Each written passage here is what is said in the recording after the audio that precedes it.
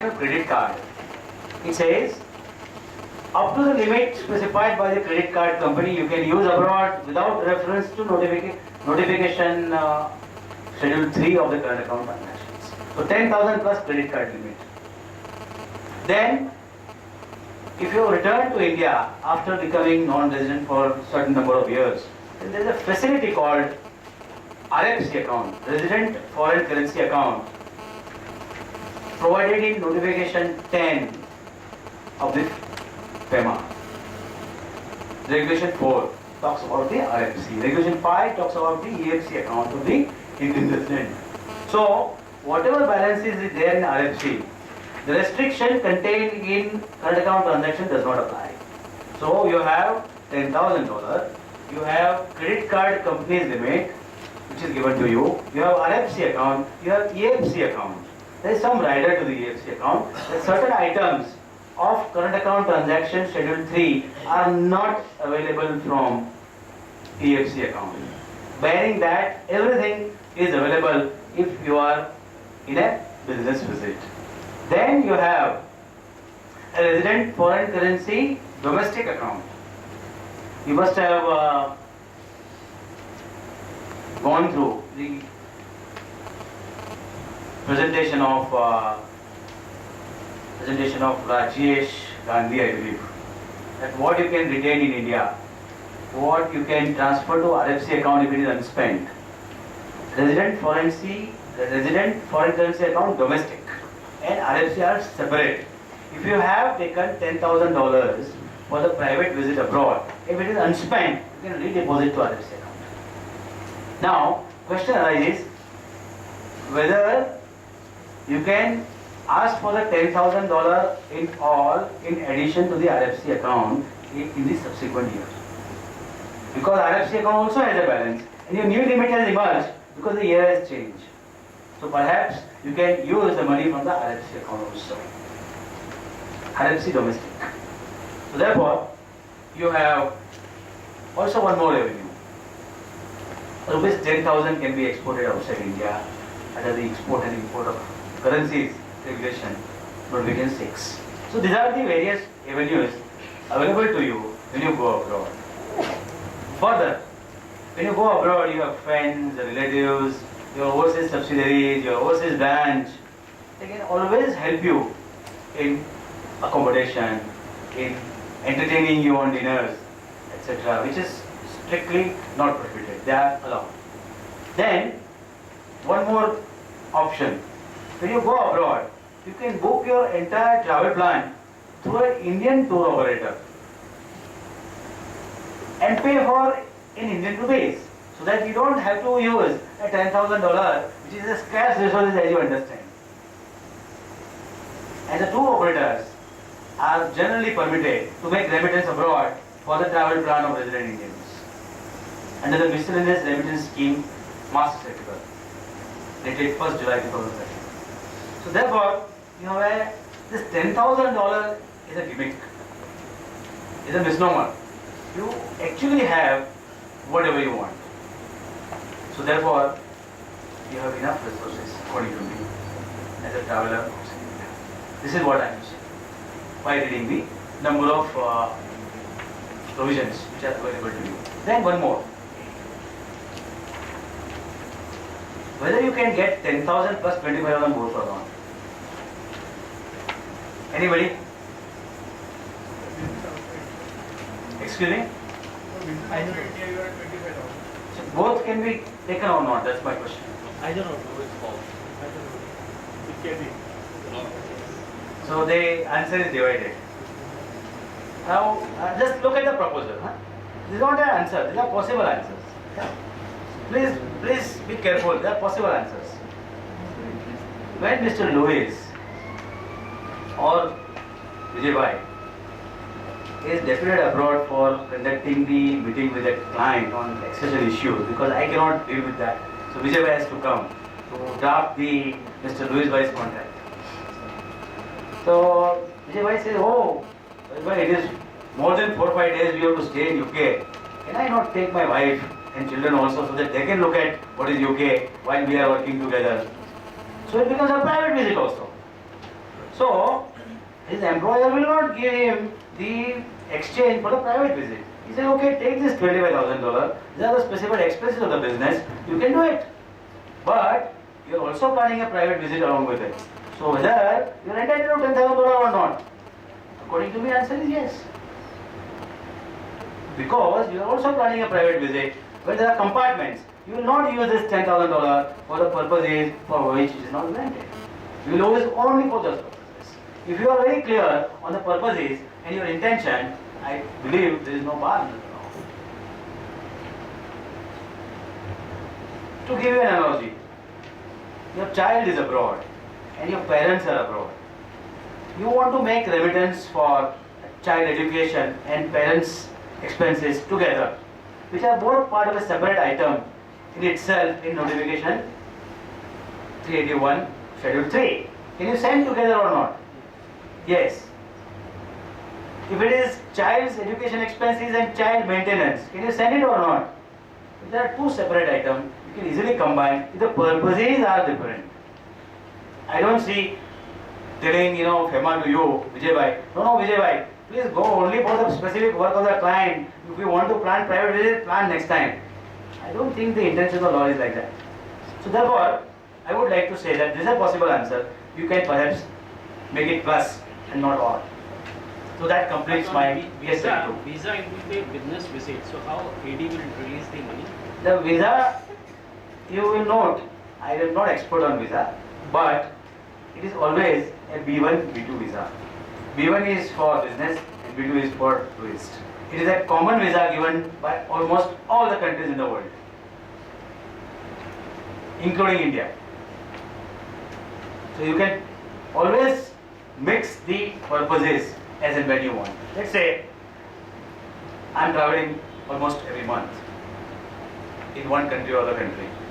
There are specific questions asked on the airport. What the question is asked? Why you are here? Why you are here? Particularly Western countries, because they don't like Indians to come often. Then you have to say whatever the purpose is.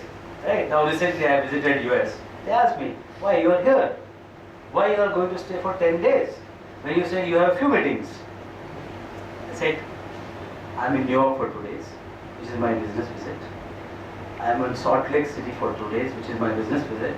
And I am going to stay with my sister-in-law for 3 days in San Francisco. So that is why I am here for 10 days. So therefore, whether the B1 visa I am using or a B2 visa I am using, if the purpose is known to the visa authority, you are not violating any of the conditions of the visa. Leave apart the foreign exchange entitlement. Is that clear to you, Dilbhai? So that is okay in case of US only. No, all the countries. But B1, B2 is term used in US. See, I'll tell you. When you go to the embassy for the purpose of visa, if you say tourist, no letter is asked. If you say business, then the letter of invitation is required. Very simple. But having got the letter of invitation does not mean you can entertain your family outside India, isn't it? Sometimes our mind works ingenious. We tell our foreign clients or foreign friend, please invite for this meeting with family so that I can claim expenditure. In a country, my 75,000 cannot be used. I can always transfer 75,000 before my visit and use it there. See, NRS can be used for purpose of capital account transaction or the current account transaction which are permissible, which are mentioned in Schedule 1, right? So I am not saying you cannot use, you can always use, I am saying, right? But there are better purposes of $75,000, isn't it? That is always available to you as a blanket. But I am saying this is enough. Here, don't go there.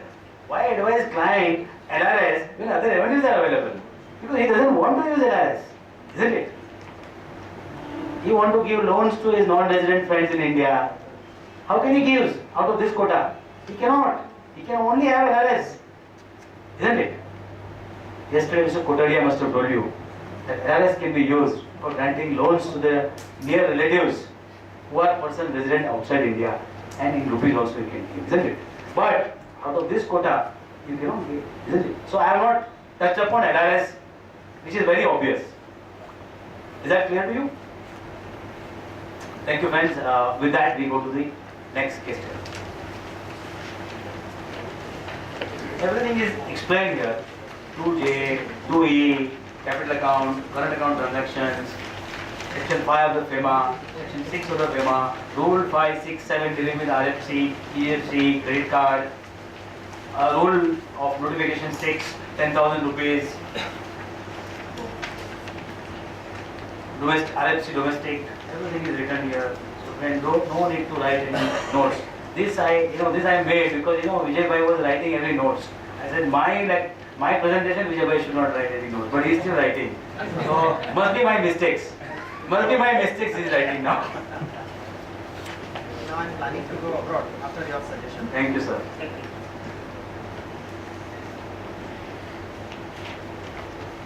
Branch outside India. A very simple case study. And why I have picked up branch outside India as a case study.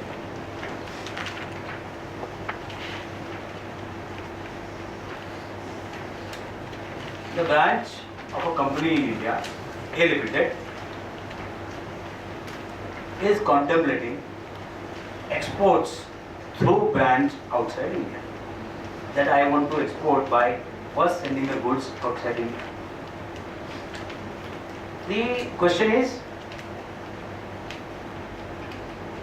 whether I am required to receive export proceeds within the specified time in notification 23 of the FEMA. And the second question is whether I can consider net of expenses as a remittance to India and not the gross amount of remittance. These are the two questions, very simple questions. Answer also we know, but just understand the process of the law. How we derive the answer which we know.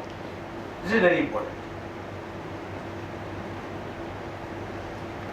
I consider I have also learned something from this case study. Yesterday only, not before that. Isn't it difficult? Yesterday we emailed these case studies at about 5 o'clock and Chamber has given you the distribution of the case studies today. Because we also did not know that we have to present case studies.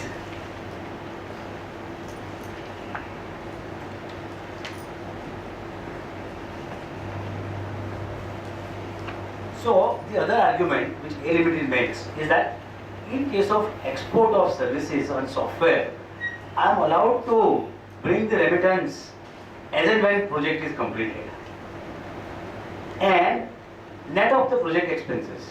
So I should be allowed for the normal exports of goods and services also. So this is the question. We know the answer, perhaps, that it is not permitted, right?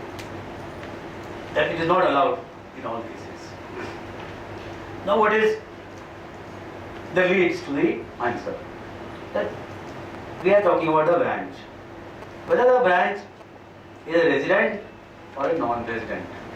Whether a branch outside India of an Indian resident is a FEMA resident or a FEMA non-resident. Let's look at the definition which is given in 2V4. Then we says, if he is a resident, then we apply the provisions of the law that are applicable to the resident. And if it is non-resident, we apply the provision of the law applicable to the non-resident. Is that clear?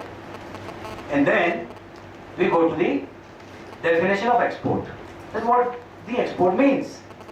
If he is a resident or a non-resident, whether he has exported the goods, whether he has exported the services. Okay, he has exported or he has not exported. So what provisions will follow automatically? Is notification 23 or not a notification 23? Is that clear to you? That's the process. I wanted to explain you this, that this is the process.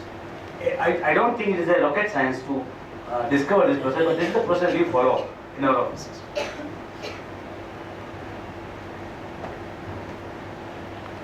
Two V4. An office, branch or agency outside India, owned or controlled by a person resident in India, is a resident entity. So you are a resident. The branch, overseas branch is a resident. You are also given the circular number 18 of 2006, December 2006, whereby all residents are permitted to open branch under general permission by remitting 15% for the initial expenses and 10% for the recurring expenses, with an overall rider of 25% of the net worth of the Indian party, whichever is higher. So, some amount can be sent only for the purpose of setting up expenses. The recurring expenses are 10% of the turnover of the Indian company, and you can remit 25% of the net worth for the setup expenses. This is the law on by way of a circular. Why circular? That is a very important question.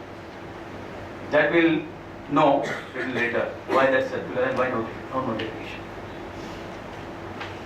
Why there is no notification and why it is circular. Can anybody answer this? We'll come to it later. I don't want to answer so easily.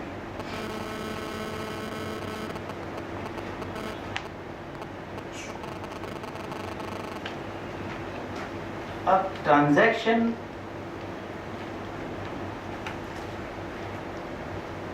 and we also need to look at the definition of export.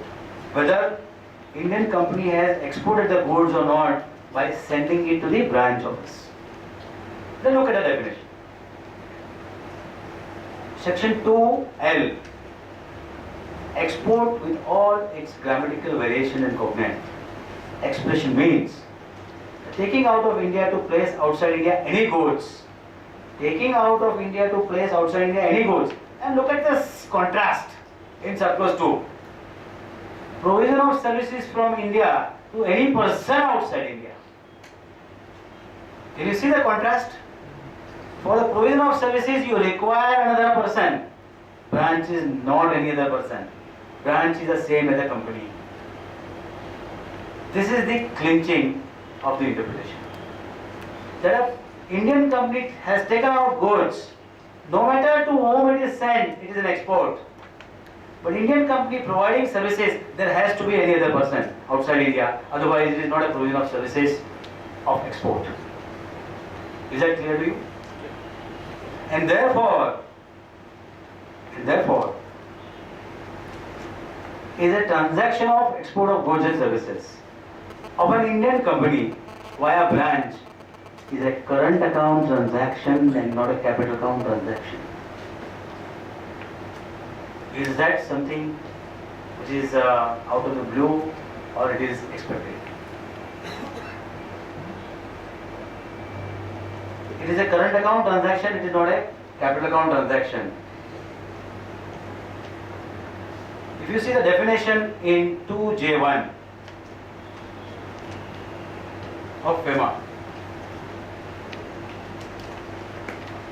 2J1 is not reproduced here, but it says any transaction which is not a capital account transaction and generally include any advances in relation to the trade is included in the current account transactions.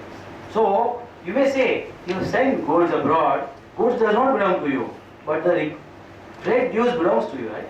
And therefore it is a capital account transaction. Asset is created outside India, right?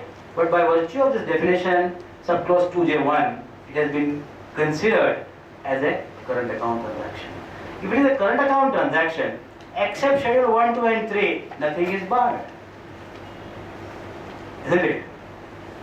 As a corollary to my answer, you will find that this transaction of a trade dues and export is not found place in section 6.3 of the FEMA as well as in a list of the capital account transaction of a resident Indian or a non-resident Indian in notification 1 of the FEMA. You will not find this transaction in notification 1 as well as in section 6.3. And therefore, it is a current account transaction. It need not be controlled by RBI. And therefore, there is no need of notification because it is not found in section 6.3. It is not found in notification 1, transaction of a person resident in India. It is a transaction of a person resident in India and therefore it is a current account transaction, not subject to the restriction. However, section 7 of FEMA says, although it is not a current account transaction, it needs to be regulated by Reserve Bank of India. And Reserve Bank of India therefore can reasonably direct the resident Indian such that the remittance required to be made into India for the purpose of export is ensured that it comes back. And therefore, if you see notification 23, it is only on documentation so that Reserve Bank understands what is due for the Indian exporter. And the law is only to see that and ensure that whatever you are saying as receivable is received into India. That's all about this question. Is there any question on this? The profit which has been earned by the branch. Now, that I am coming to this net of expenses and why there is no law, why it is a current account transaction, that was the first establishment.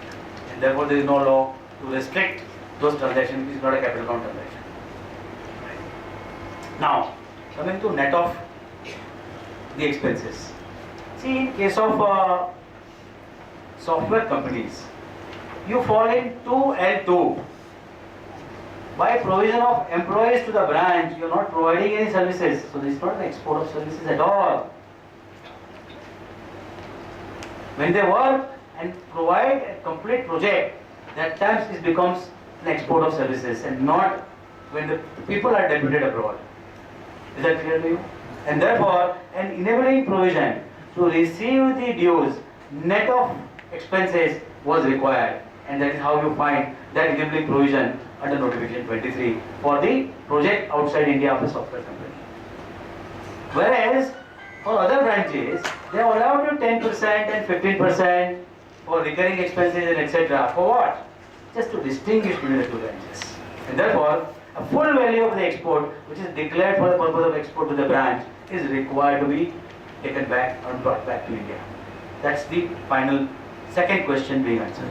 So there are possible answers based on the process of the law, interpretation of the FEMA as it is. Any question now? We go to the next case study. Can we? Or we can? We have 15 minutes. Is there any question on this case?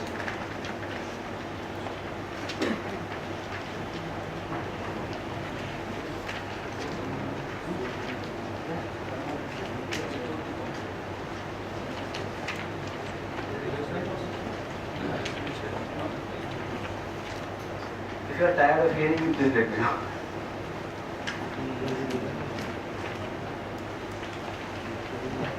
Am I going too fast? No. Too slow? Thank you.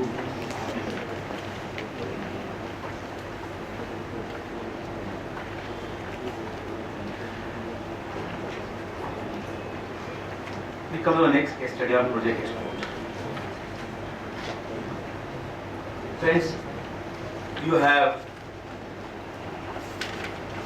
notification 23 on export of goods and services, and you need to therefore export goods and services in accordance with section 7 read with notification 23 of the FEMA. You cannot export anything outside the meticulous conditions which are placed on an exporter from India. That is very clear. Therefore, I have kept export after branch and the export question, so that you can appreciate what I want to say in the project report.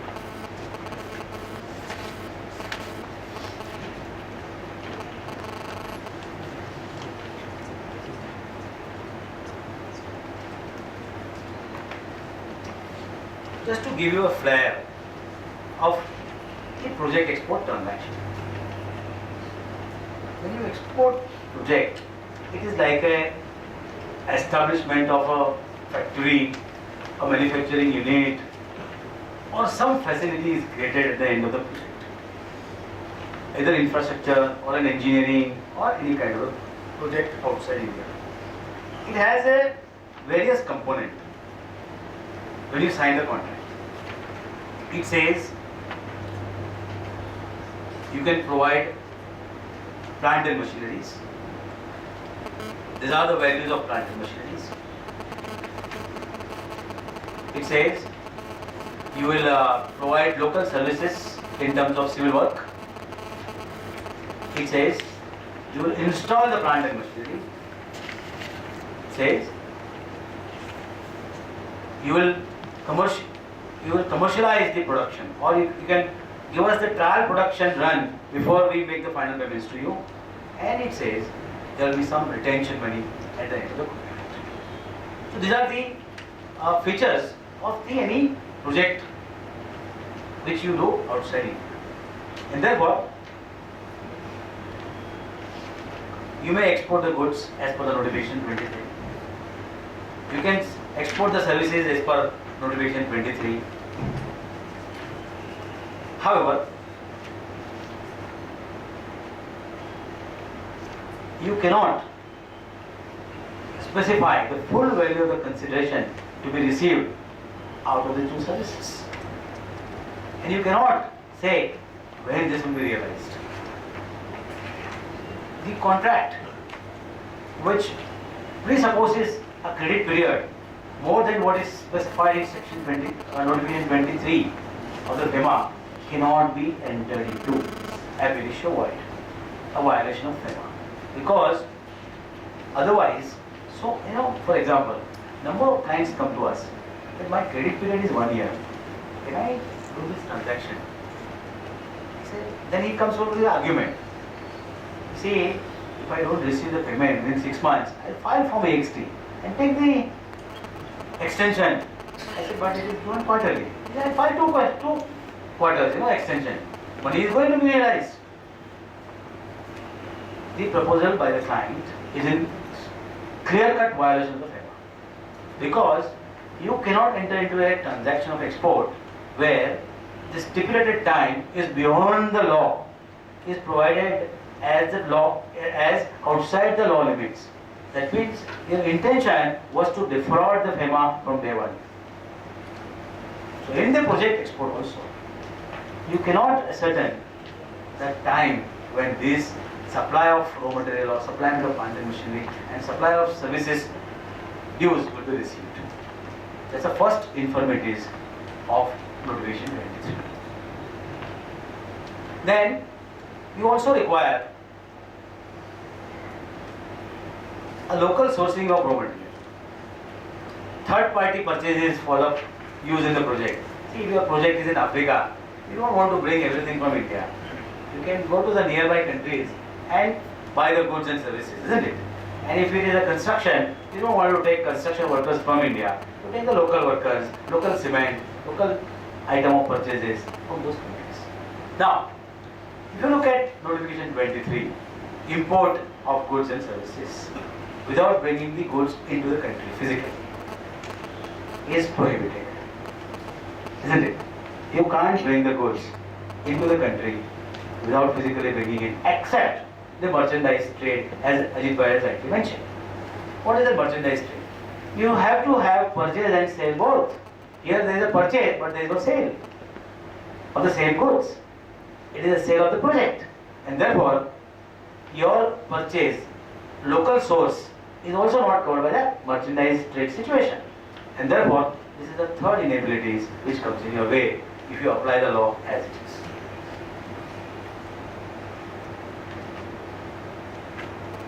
And then it also says that your payment of the exports has to be secured, and you are ready to take the help of the nationalized bank, and you have already taken funding arrangement from the nationalized bank also. Indian company seeks your advice to execute the transaction from standpoint of FEMA 1999 and secure arrangement to receive payment from foreign customer who is willing to deal to the banker.